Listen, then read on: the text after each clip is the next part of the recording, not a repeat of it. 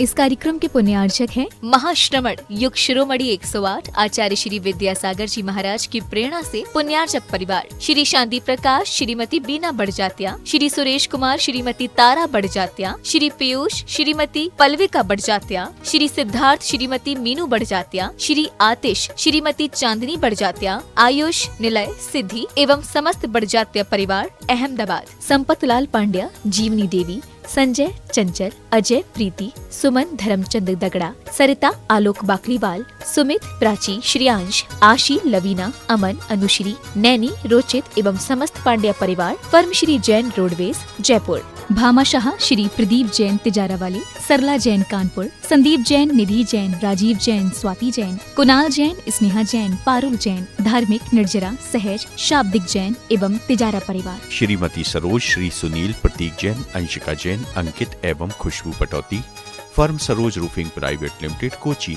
श्रीमती ममता जी, श्री भागचंद्र जी, श्री राजेश जी, श्रीमती रश्मि जी, श्री संजय जी पहाड़िया जी जैन एवं समस्त परिवार, मुंबई।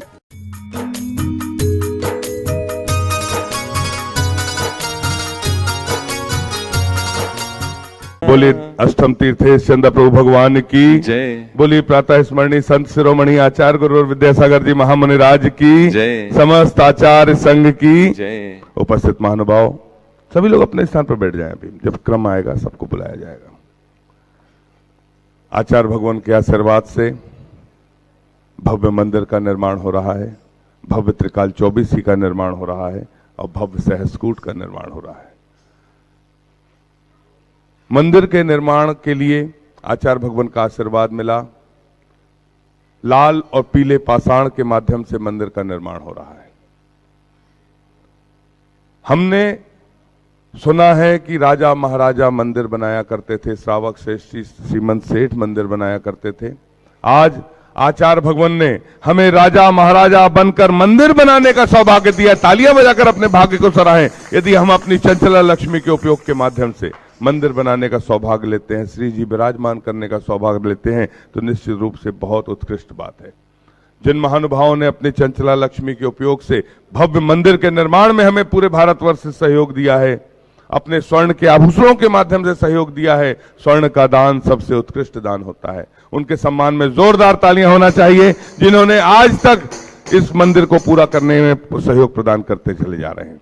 पिछले 1.5-2 महीने पूर्व ही आचार्य भगवान से सीढ़ी सरोवर योजना के माध्यम से एक आशीर्वाद प्राप्त हुआ, क्योंकि पर्वत पर चढ़ने के लिए सीढ़ियों की आवश्यकता है। बिना सीढ़ियों के उस मंदिर के दर्शन कैसे करेंगे? आने वाली पीढ़ियां चढ़ेंगी जब ये सीढ़ियां, जब उन्हें ज्ञात होगा कि सीढ़ियों का निर्माण उनके पिताजी ने, नाना जी ने, काका जी ने, चाचा जी ने, ताऊ जी ने, मौसी जी ने, फुआ जी ने, काकी जी ने किया, तो कितने गौरव की बात होगी। इतिहास का यदि ये गौरव आप हासिल करना चाहते हैं, आप अपनी चंचला लक्ष्मी के उपयोग से ये सौभाग्य अर्जित करना चाहते हैं, तो आप अपनी स्वीकृति इस मंच तक किसी भी माध्यम से भिजवा सकते हैं। यथा व्यवस्था अनुसार हम आपके नामों को ससम्मान आमंत्रित करेंगे। आप भी सौभाग्यशाली होंगे आचार्य भगवान के सत्संग कर कमलों में सांस भेंट करने के लिए, श्रीफल भेंट करने के लिए, इन मांगलिक कार्यक्रमों को संपादित करने के लिए। जिस किसी महानुभाव को अपनी स्वीकृति प्रदान करना हो, अपनी स्वीकृति प्रदान करते चलें। यथा व्यवस्था अनुसार हम आपके नामों को ससम्मान आमंत्रित करेंगे। सहस्कूट में 1008 जन बिंब की स्थापना होगी, जिसमें भगवान को विराजमान करने वाली बेदी और छत्र चमर भामंडल सहित जिसकी निछावर राशि 1,51,000 रुपये रखी गई है, आप उसमें ये सौभाग्य भी अर्जित कर सकते हैं। आचार्य भगवान के आशीर्वाद से प्रतिभा स्थली संचालित है, गौशाला संचालित है, हथकरघा संचालित है, जिसमें आप जिसकी भावना हो, जिसमें जो सहयोग करने की अपने नाम अपने भेजते चलें। यथा व्यवस्था अनुसार हम आपके नामों को ससम्मान आमंत्रित करेंगे। आज अजय जी जैन, चार्टर्ड अकाउंटेंट, कोटा, आपने एक बेदी छत्र चमर भामंडल हेतु आचार्य भगवान के आशीर्वाद से बनने वाले सहस्कूट जिनालय के लिए 1,51,000 रुपए की स्वीकृति दी है। तालियां बजाकर अनुमोदना। मेरी आवाज यदि सुन रहे हो तो शीघ्रता से आ जाए। आपको आचार्य भगवान के सत्संग श्री चरणों में श्रीफल भेंट करने का सौभाग्य प्राप्त होता है। अजय भैया, अजय शास्त्र भेंट का प्रथम सौभाग्य अनुमोदना के साथ। अनुमोदना अनुमोदना अनुमोदना बारंबार है वंदना गुरु चरणों में बारंबार। अनुमोदना अनुमोदना अनुमोदना बारंबार है वंदना गुरु चरणों में बारंबार। इसके पश्चात मैं आमंत्रित कर रहा हूं पूर्व केंद्रीय मंत्री भारत सरकार के जो उत्तर प्रदेश से पधारे हैं, आदरणीय प्रदीप जी जैन आदित्य साहब, आप भी आए। पूज्य निर्यापक स्वर्ण प्रसाद सागर जी महाराज के कर कमलों में सास प्रदान करने का सौभाग्य प्राप्त करें।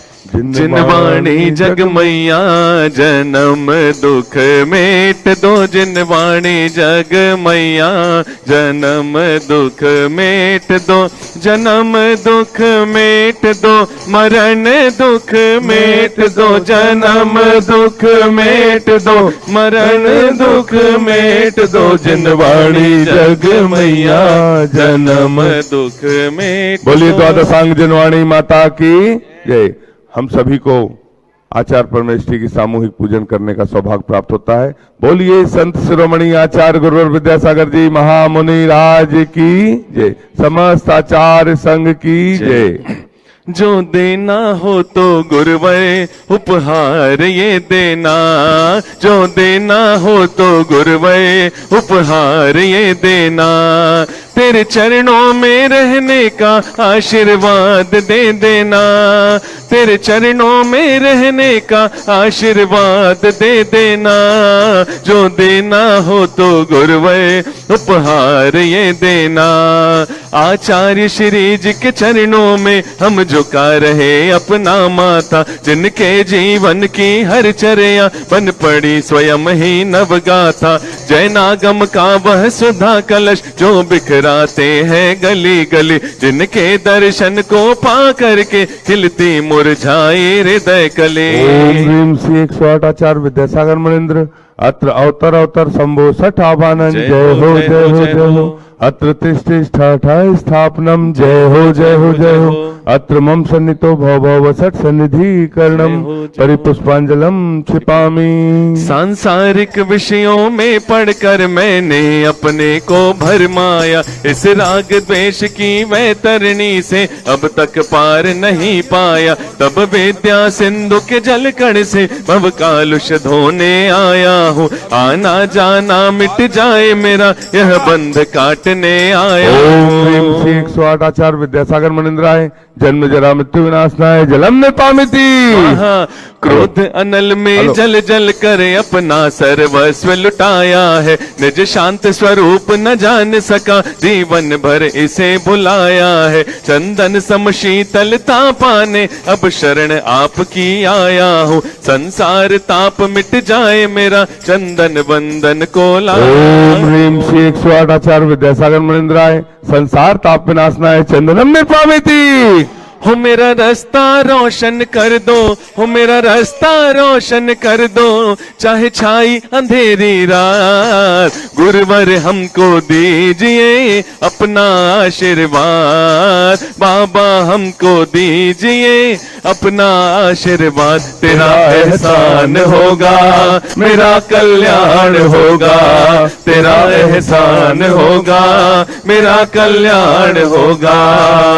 जड़ को ना मैंने जड़ समझा, नहीं अक्षय निधि को पहचाना। अपने तो केवल सपने थे भ्रम और जगत का भटकाना। चरणों में अर्पित अक्षत है, अक्षय पद मुझको मिल जावे। तब ज्ञान अरुण की किरणों से यह हृदय कमल भी खिल जावे। 108 आचार्य विद्यासागर मणिन्द्राय अक्षय प्राप्त आय अक्षतान निर्पामिति। इन विषय भोग की मदिरा पी मैं बना सदा से मतवाला। तृष्णा को तृप्त करे जितनी उतनी बढ़ती इच्छा ज्वाला। मैं काम भाव विध्वंस हेत मन सुमन चढ़ाने आया हूँ, यह मदन विजेता बन न सके यह भाव हृदय में लाया हूँ। 108 आचार्य विद्यासागर मणिन्द्राय कामबाण विध्वंसनाय पुष्पम निर्पामिति। इस शुद्धा रोग की व्यथा कथा भव भव में कहता आया हूँ। अति भक्ष अभक्ष भके फिर भी मन तृप्त नहीं कर पाया हूँ। नैवेद्य समर्पित करके मैं तृष्णा की भूख मिटाऊंगा। अब और अधिक ना भटक सकूं यह अंतर बोध जगाऊंगा। ओम ह्रीं श्री 108 आचार्य विद्यासागर मुनिंद्राय क्षुधा रोग विनाशनाय नैवेद्यम निर्पामिति। जयवंत रहे मेरे गुरुवर हो, जयवंत रहे मेरे गुरुवर और जिए हजारों साल। गुरुवर हमको दीजिए जन्म जन्म का साथ। गुरुवर हमको दीजिए जन्म जन्म का साथ। तेरा एहसान होगा मेरा कल्याण होगा। तेरा एहसान होगा मेरा कल्याण होगा। मोहांधकार से व्याकुल हो निज को नहीं मैंने पहचाना। मैं राग द्वेष में लिप्त रहा इस हाथ रहा बस पछताना। यह दीप समर्पित है गुरुवर मेरा तम दूर भगा देना। तुम ज्ञान दीप की बाती से मम अंतर दीप जला देना। ओम ह्रीं श्री 108 आचार्य विद्यासागर मुनिंद्राय महामोहांधकार विनाशनाय दीपम निर्पामिति। इन अशुभ कर्म ने घेरा है मैंने अब तक यह माना था। बस पाप कर्म तज पुण्य कर्म को चाह रहा अपनाना था। शुभ अशुभ कर्म सब रिपुदल है मैं इन्हें जलाने आया हूँ। इसलिए आपके चरणों में यह धूप चढ़ाने आया। ओम ह्रीं श्री 108 आचार्य विद्यासागर मुनिंद्राय अष्टकम दहनाय धूपम निर्पामिति। भोगों को इतना भोगा कि खुद को ही भोग बना डाला। साध्य और साधक का अंतर मैंने आज मिटा डाला। मैं चिदानंद में लीन रहूं पूजा का यह फल पाना है। पाना था जिसके द्वारा वह मिल बैठा मुझे ठिकाना है। ओम ह्रीं श्री 108 आचार्य विद्यासागर मुनिंद्राय महामोक्ष प्राप्ताय फलम निर्पामिति। जग के वैभव को पाकर मैं निश दिन कैसा अलमस्त रहा। चारों गतियों की ठोकर को खाने में ही अभ्यस्त रहा। मैं हूँ स्वतंत्र ज्ञाता दृष्टा मेरा पर से क्या नाता है। कैसे अनर्घ पद पा जाऊं यह अरुण भावना भाता है। ओम ह्रीं श्री 108 आचार्य विद्यासागर मुनिंद्राय अनर्प प्राप्ताय अर्घम निर्पामिति। भावों की निर्मल सरिता में अवगाहन करने आया हूँ। सबका सारा दुख दर्द हरो यह अर्घ भेंटने आया हूँ। हे तपो मूर्ति हे आराधक हे योगीश्वर हे महासन। हे अरुण कामना देख सके युग युग तक आगामी वसन। ओम ह्रीं श्री 108 आचार्य विद्यासागर मुनिंद्राय साक्षात छत्तीसगढ़ के चंद्रगिरी में विराजमान उनके पावन पुनीत चरणों में जय माला पूर्णार्घम निर्पामिति स्वाहा। नमोस्तु भगवन नमोस्तु भगवन। अरिहंताणं नमो सिद्धाणं नमो आयर्याणं नमो वज्रायाणं नमो लोहे सभ्यसाहूणं। डोंगरगढ़ के चंद्रप्रभु भगवान की, गुरु नाम गुरु आचार्य ज्ञान सागर जी महाराज की, मुख माटी रचयिता आचार्य परमेश्वरी गुरुदेव की, पूज्य निरापक मुनि श्री समय सागर जी, योग सागर जी, नियम सागर जी, सुधा सागर जी, समता सागर जी व अभय सागर जी महाराज की, मुनि श्री चंद्रप्रभु सागर जी व निरामय सागर महाराज की। एक महान दार्शनिक महात्मा जैसे हुए हैं, उनका नाम है टॉलस्टॉय। उन्होंने बहुत अच्छी बात कही।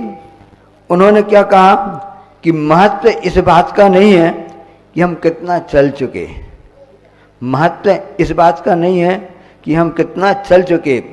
महत्व इस बात का है कि हम किस दिशा में चले। चलना बस महत्वपूर्ण नहीं रहता है, किस दिशा में चले, कब चले, कैसे चले, ये महत्वपूर्ण रहता है। नहीं तो वही स्थिति हो जाती है। एक कहावत भी आती है ना कि बैठा बनिया क्या करे, एक टंकी का धान दूसरी टंकी में डालता रहता है, इसके पलटी करता रहता है। काम में लगाता हुआ है, कार्य कर रहा है, श्रम कर रहा है, लेकिन सम्यक प्रयास जब तक नहीं होता है तब उसका फल प्राप्त नहीं होता है। संगति सर्वदाये। रोज सभी जितने श्रावक गण हैं, व्रतीजन हैं, मुनि महाराज आरिका हैं, इसको प्रतिदिन पढ़ते रहते हैं ना कि संगति सब कुछ प्रदान करने वाली होती है। अब संगति किस प्रकार की होनी चाहिए? रहे सदा सत्संग उन्हीं का।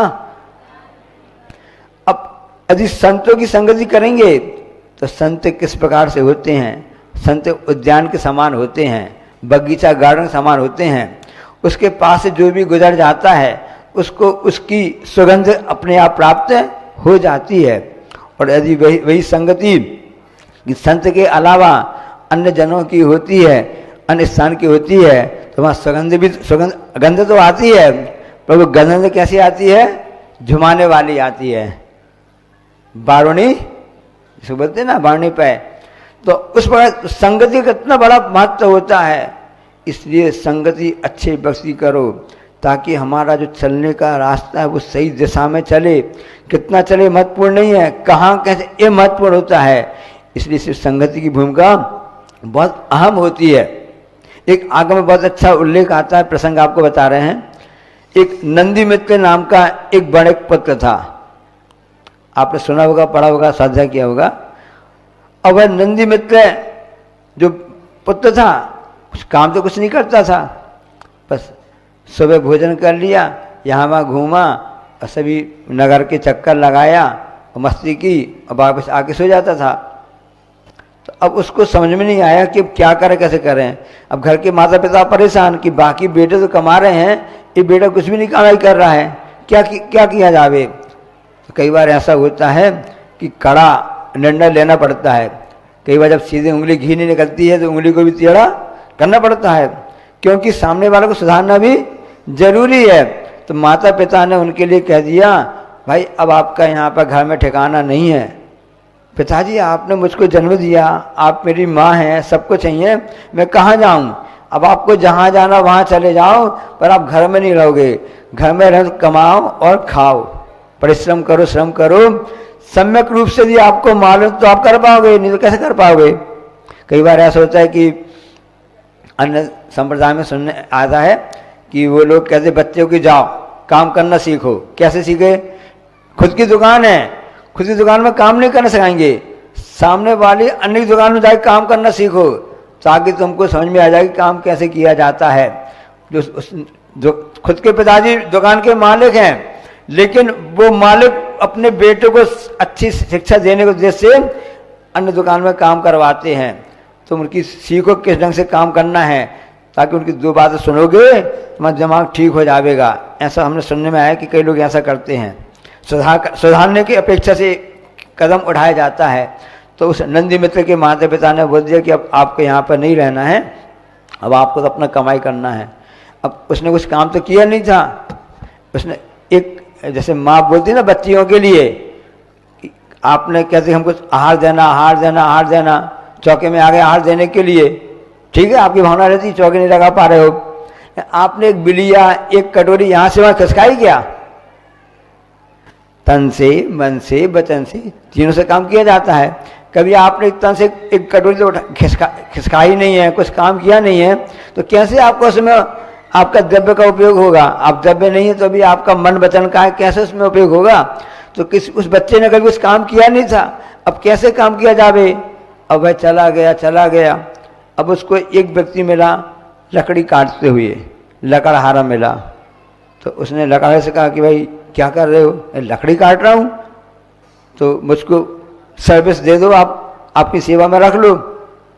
बदले में क्या करोगे तुम? भाई मुझको आप रहने की जगह दे दो और 2 टाइम भोजन दे देना, जैसा हो भोजन दे देना। इतने में तैयार हो गया वो, अच्छा हो गया। लकड़हारा वापस घर में आया कि अब कोई नया व्यक्ति मिल गया है, कोई ज़्यादा इसकी तनख्वाह भी नहीं मांग रहा है, कुछ पैसे भी नहीं मांगेगा, बस खाना देना है, जो अपना भोजन बचेगा इसको खिला देंगे, अपना काम भी चलेगा। वो भी खुश हो गया नंदी मित्र, तो मुझको सर्विस मिल गई, नौकरी मिल गई। आजकल ये स्थिति बन रही है, ऐसी शिक्षा की स्थिति है कि ऐसी नौकरी के लिए लोग तरस रहे हैं, किसी प्रकार से हमारा काम तो चल जावे। और उसने काम करना चालू कर दिया। अब वो लकड़हारा के साथ में नंदी मित्र सहायता करने लगा, लकड़ी भी काट के लाना ले जाना और करना। उसके बदले में क्या, अब उस लकड़ी पत्नी सोची एक और ये व्यक्ति हमें काम आ गया है बेमतलब के लिए, इसको खिलाना पिलाना पड़ेगा और काम हमारे लिए बढ़ गया, बोझ हो गया। अब लेकिन वो सीधा साधा था, कुछ जानता नहीं था, तो जो भी भोजन मिलता था तो उसकी लकड़ी की पत्नी ने क्या किया कि जो कोजे वगैरह होती हैं, ऐसा कुछ होता है बचा हुआ, उसको उबाल के और मिट्टी के बंद उसको देता था। वो भी बेचारा वहीं पर जो नंदी मित्र था वो भोजन करता था और उसी हिसाब से अपना सो जाता था। अब कुछ दिन ऐसे निकल गए। अब कुछ दिनों के बाद में त्योहार आया, जैसे आपके यहाँ आने वाला है दीपावली का, कल धनतेरस है ना, हाँ कल धनतेरस है और परसों दीपावली है, परसों 14 है, फिर उसके बाद में दीपावली हो जाएगी, सोमवार की दीपावली है। वीर निर्माण महोत्सव मतलब चातुर्मास निष्ठापन। और ये तो चंद्रगिरी क्षेत्र का पुण्य का उदय मानना चाहिए कि हर जगह तो 3.5 महीने का चातुर्मास होता है, 4 महीने का, यहाँ तो 4.5 महीने का चातुर्मास समापन की ओर है, वह भी सानंद समापन की ओर है। तो दीपावली का त्यौहार इस हिसाब से आया। अब पत्नी तो महिला है, जाते हैं, महिला तो कहलाती है, वो सबको भोजन कराती है। उसके मन में दया करना आ गई कि मैं इस नंदी मित्र को रूखा सूखा सिर्फ कोदो वगैरह का दलिया दे दी थी, ये खा लेके संतुष्ट हो जाता था। चलो आज त्यौहार है, इसको भी कुछ पकवान वगैरह खिला देते हैं। और उसने उस नंदी मित्र को, लकड़ा की पत्नी ने उसको पकवान आदि खिला दिए, उसने भोजन आदि कर लिया। अब कई सालों बाद, वर्षों बाद उसने ऐसा भोजन किया होगा, स्वाभाविक है, भोजन का भी मद होता है, भोजन का भी नशा चढ़ता है, सबको अनुभव है, रोज भोजन करते हो। तो उसको भी उसने भोजन कर लिया अच्छा वाला, क्योंकि स्वादिष्ट भोजन रहता है तो 2 ज़्यादा ही खिल जाते हैं। त्योहार में विशेष लड्डू पकवान बने तो कहना ही क्या है। तो लकड़हारे का भरपेट भोजन हो गया और वो उसको जब नींद आ गई उस कारण से, तो वह वहाँ पर सो गया। अब सोने के बाद क्या होता है, अब नींद आ गई उसकी, अब लकड़हारा आता है तो वो देखता है कि अरे ये जिसको मैंने काम में रखा है ये काम चोरी कर रहा है, ये सो रहा है, कुछ काम नहीं कर रहा है। उसको गुस्सा आ जाता है तो उसको कुछ डांटने को होता है, तो पत्नी रोक देती थी, उसको जगाओ मत, क्यों ये सो रहा है, क्यों सो रहा है ये, आज त्योहार का दिन था, मैंने इसके लिए कुछ अच्छा भोजन करा दिया है, इसे नींद लग गई है। अब गुस्सा तो गुस्सा होता है। अब लकड़हारे ने क्या किया, अपना गुस्सा किस पर उतार दिया, पत्नी पर उतार दिया। अब पत्नी की पिटाई करने लगा। जो कारण कुछ होता है, निमित्त कुछ होता है, और निमित्त पर टूट पड़ते हैं व्यक्ति। ये हमारी अज्ञानता है, हमारा ये ज्ञान का समझने का न समझने का परिणाम है कि हम किसी और पर टूट पड़ते हैं। क्योंकि कारण कुछ रहता है और निमित्त पर हम टूट पड़ते हैं। तो उस लकड़हारे की पत्नी पर टूट पड़ा लकड़हारा, उसी पिटाई करने लगा। और जब पिटाई होती है तो हल्ला गुल्ला हो ही जाता है। अब इस हल्ले गुल्ले में उस नंदी मित्र की नींद खुल गई। नींद खुल गई, उसने उठ के देखा, अरे मेरे कारण से पिटाई, मेरी मतलब जो मालकिन कहलाई है, पिटाई हो रही है। उसने पूछा, भाई रुक जाइए, क्यों आप लोग लड़ रहे हो। तब उसको फीलिंग होती कि मेरे कारण से आपस में लड़ाई झगड़ा हो गया, मैं निमित्त बन गया हूँ, हम उसको भी ऐसी नौकरी नहीं करनी है। और उसने उसके यहाँ पर नौकरी करना छोड़ दिया, लकड़हारे के यहाँ। अब क्या किया जाए, अब भोजन की समस्या तो आ गई। क्या उसने सोचा, मैंने लकड़ी काटना सीख तो लिया है, अब मैं खुद ही अब मालिक बन जाता हूँ। अब वह खुद अपनी कुल्हाड़ी की व्यवस्था कर ली उसने, और खुद ही लकड़ी काट करके और खुद लकड़ी बाजार में आकर के बैठ जाता है। कोई तो हमें लकड़ी खरीदेगा, उसको आइडिया था नहीं कि किस प्रकार से माल बेचा जाता है। माल बेचने की कला होती है, जो बोल के जानता है उसका गधा भी बिक जाता है। जो बोल के जानता है उसका तो गधा भी बिक जाता है। क्यों भाई संचालक महोदय। और जो बोल कर नहीं जानता उसका घोड़ा भी नहीं बिकता है। तो व्यापारी का एक कला कहलाती है। अब वो कुछ बोल के जानता नहीं था, अब 1 दिन हो गया, 2 दिन हो गया, 3 दिन हो गया, वो कुछ बोल के जानता नहीं था, उसकी लकड़ी किसी ने भी खरीदी नहीं। अब वो बेचारा भूखा बैठा हुआ है। उसी समय उसकी नजर पड़ी कि कोई व्यक्ति वहां से निकल रहे हैं। अरे ये तो मुझसे भी गरीब दिख रहे हैं, क्योंकि इनके तन में एक भी कपड़ा नहीं है।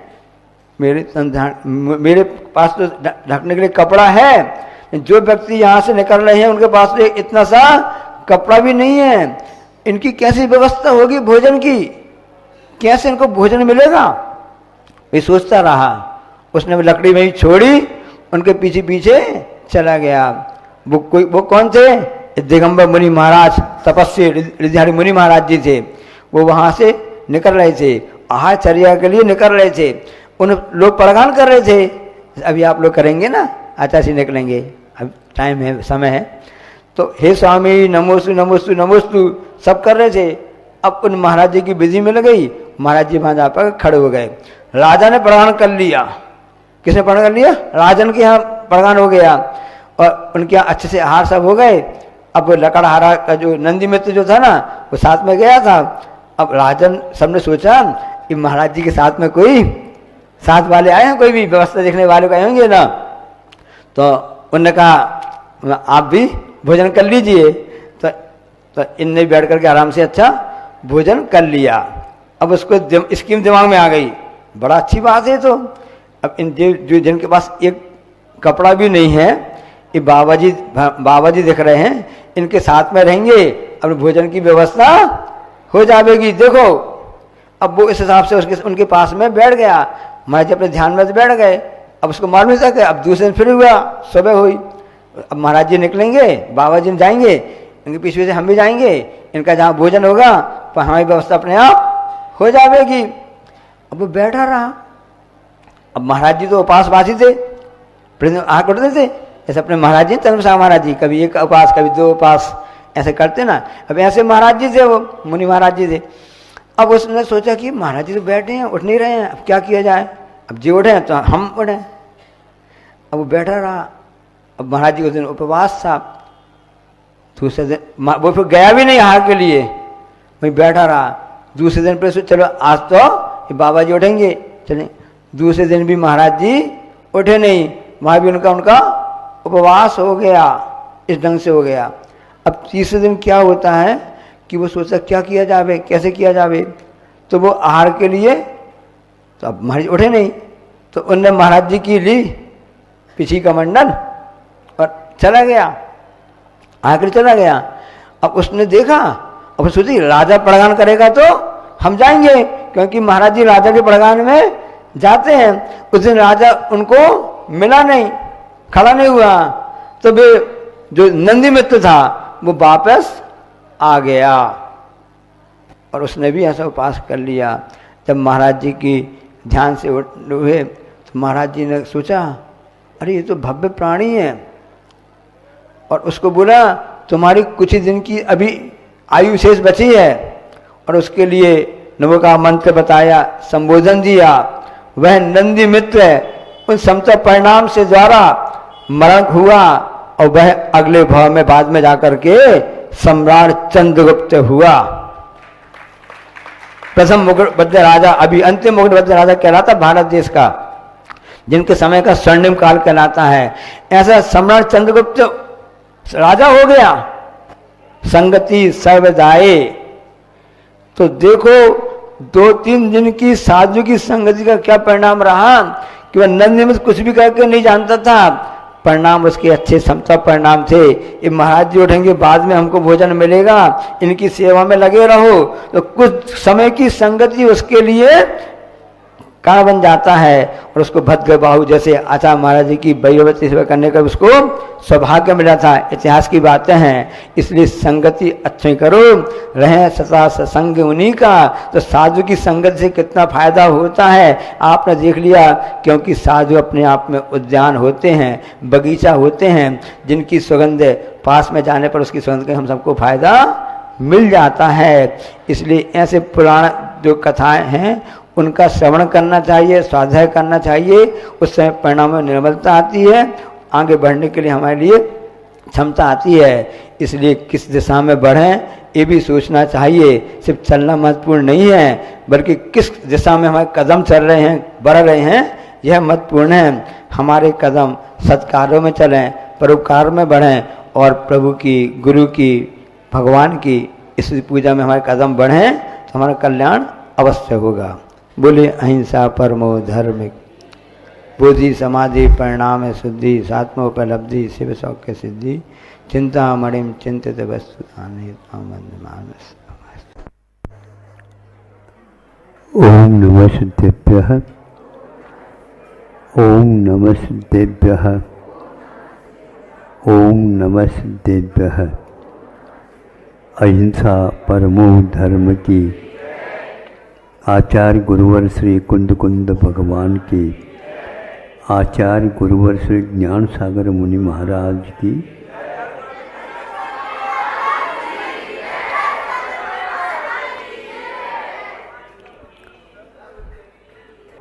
स्वामी आचार्य उमा स्वामी महाराज जी ने तो कहा छठे गुणस्थान तक है। खबरदार, किंतु यहाँ पर ध्यान रखना, अंतिम आर्थ ध्यान के लिए उन्होंने निदानम च ये भी कहा। निदान वर्ज है वहाँ पर। कौन से गुणस्थान में? छठे गुणस्थान में मुनि महाराज के लिए, क्योंकि भोगों के अभिलाषा मुनि महाराज को, न ही यहाँ की भोगों की, न ही ऊपर के भोगों के, कोई भी भोगों की अभिलाषा नहीं रखते, इसलिए वे मुनि महाराज पंचेंद्रिय विजयी माने जाते हैं। किंतु यदि वह निदान हो जाएगा तो मुनि अवस्था ऊपर से बनी रहे, भीतर से तो उनको संयम लब्ध स्थान च्युत हो जाता है। अब आप लोगों को ध्यान रखना, निदान कितना भयंकर है।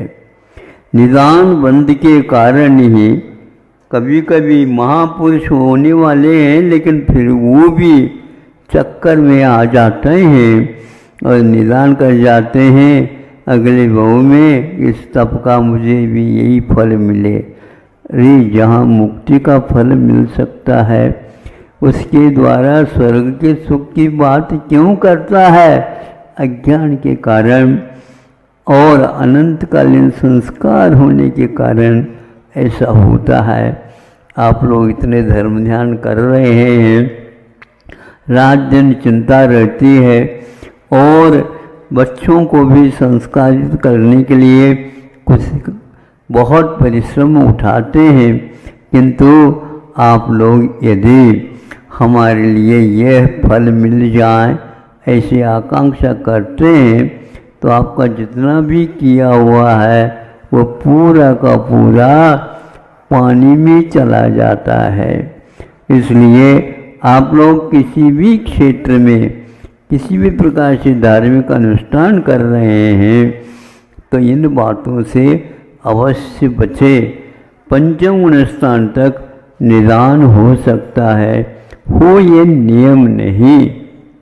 और हो गया जैसे रावण अब नरक में चला गया है, गत जीवन में उनको कई प्रकार की रिद्धियाँ प्राप्त थी, विद्याएँ प्राप्त थी, किंतु वह उस निदान करने के कारण वहाँ से नीचे आया और आपके सामने सामने ही नरक में चला गया।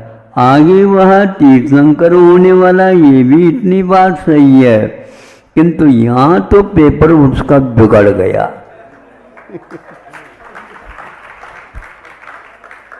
इस साल में तो उसका पेपर बिगड़ ही गया। महाराज आशीर्वाद दे दो ताकि जांच करने वालों के मन में बुद्धि में आ जाए और मुझे नंबर ज़्यादा दे। अभी भी तुम अपनी बुद्धि छोड़ नहीं रहे हो। इस प्रकार परिश्रम करो जिसके द्वारा हमारा बहुत उच्च अंक के साथ वह पेपर निकल जाए। लेकिन इस भाव में चूक गए। अब चूकना नहीं, भले ही 33 नंबर ले आओ, लेकिन निदान से सप्लीमेंट्री तो नहीं है, हम तो सप्लीमेंट्री देते ही नहीं किसी को, पूर्ण नंबर ले लो। हाँ बिल्कुल। तो इस प्रकार निदान को यदि मुनि महाराज देख लेते हैं, निश्चित रूप से उनका भी पेपर बिगड़ जाएगा। वह वैसे ही बिना मांगे मिलने वाला था और वह अज्ञान के कारण वह रहा नहीं गया। इसलिए आप लोग इससे बचते रहना। रोगों होने के उपरांत उपचार करने की अपेक्षा से रोग आने से पूर्व में ही दक्षता रखना ये बहुत बड़ा कार्य है और बहुत अच्छा कार्य माना जाता है। इतना ही पर्याप्त है। उसका लक्ष्य क्या है, उसके उद्देश्य क्या है, अभिप्राय क्या है, मैं कोई नहीं जानता। केवल ताली बजाने के लिए करवा देते हैं। क्या वो तालियां तो मिलेगी, लेकिन तालियों की ओर नजर न रखें, ये हमारा कहना। भले ही टूटी फूटी छोटी भी कविता क्यों न हो, लेकिन वह जानदार तो तभी है, नहीं है तो केवल तो दिखावट हो जाएगा। ऐसा परिश्रम बहुत होता है।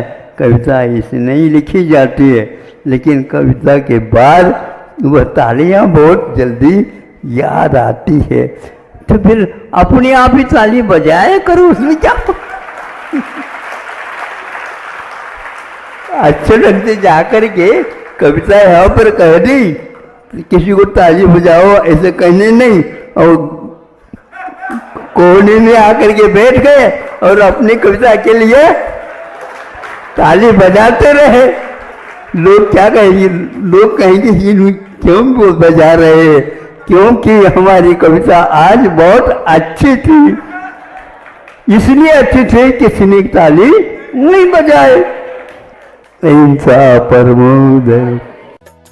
इस कार्यक्रम के पुण्यार्चक थे महाश्रमण युग शिरोमणि 108 आचार्य श्री विद्यासागर जी महाराज की प्रेरणा से पुण्यार्चक परिवार श्री शांति प्रकाश, श्रीमती बीना बड़जात्या, श्री सुरेश कुमार, श्रीमती तारा बड़जात्या, श्री पीयूष, श्रीमती पल्विका बड़जात्या, श्री सिद्धार्थ, श्रीमती मीनू बड़जात्या, श्री आतिश, श्रीमती चांदनी बड़जात्या, आयुष, निलय, सिद्धि एवं समस्त बड़जात्या परिवार अहमदाबाद, संपतलाल पांड्या, जीवनी देवी, संजय, चंचल, अजय, प्रीति, सुमन, धर्मचंद दगड़ा, सरिता, आलोक बाकलीवाल, सुमित, प्राची, श्रियांश, आशी, लवीना, अमन, अनुश्री, नैनी, रोचित एवं समस्त पांड्या परिवार, फर्म श्री जैन रोडवेज, जयपुर। भामाशाह श्री प्रदीप जैन तिजारावाली, सरला जैन कानपुर, संदीप जैन, निधि जैन, राजीव जैन, स्वाति जैन, कुणाल जैन, स्नेहा जैन, पारुल जैन, धार्मिक, निर्जरा, सहज, शाब्दिक जैन एवं तिजारा परिवार। श्रीमती सरोज, श्री सुनील, प्रतीक जैन, अंशिका जैन, अंकित एवं Khushboo Patauti, firm Saroj roofing private limited, Cochin. Shrimati Mamta ji, Shri Bhagchandra ji, Shri Rajesh ji, Shrimati Rashmi ji, Shri Sanjay ji Pahadia ji Jain एवं समस्त परिवार, मुंबई।